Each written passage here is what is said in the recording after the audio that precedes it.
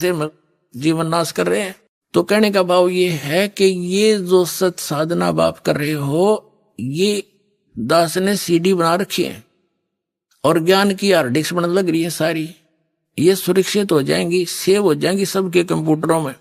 और ये दास ऐसी व्यवस्था करके जाएगा कि ये दास के जाने के बाद भी ये टीवी के माध्यम से, सीडी के माध्यम से ये ज्ञान भी और ये भक्ति और तीनों नाम भी प्रॉपरली दिए जाया करेंगे और पूरा विश्व पार होगा और हजारों वर्षों तक ये टेक्निक चलेगी।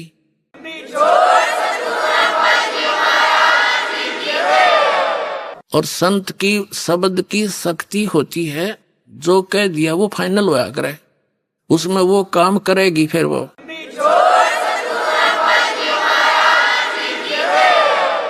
और वो शक्ति कबीर भगवान की शक्ति है, उसमें काम करेगी। तो क्या होता है, जो अब इस समय में निकल गए सतलोक बहुत जाएंगे, करोड़ों की, लाखों की, अरबों की संख्या में इनका मोक्ष होगा, आपका अरबों की संख्या में।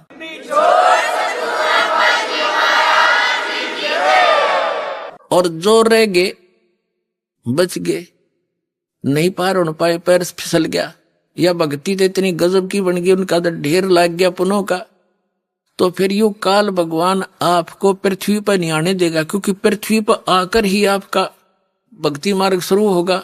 जैसे विद्यालय में ही बालक पढ़ा करते हैं, फील्ड में जाने के बाद तो फिर वो नौकरी रह जा, पढ़ नहीं सकते वो, तो ऊपर के लोकों में रखेगा, स्वर्ग महास्वर्ग ब्रह्म लोक में। जैसे प्रथम मंत्र की कमाई आप करते हो, इसमें गणेश जी का जाप है, सावित्री ब्रह्मा जी का जाप है, विष्णु और लक्ष्मी जी का जाप है, महादेव पार्वती जी का भी जाप है जो आपको दिया जाता है, दुर्गा जी का भी जाप है, और फिर इस काल भगवान का ओम नाम है।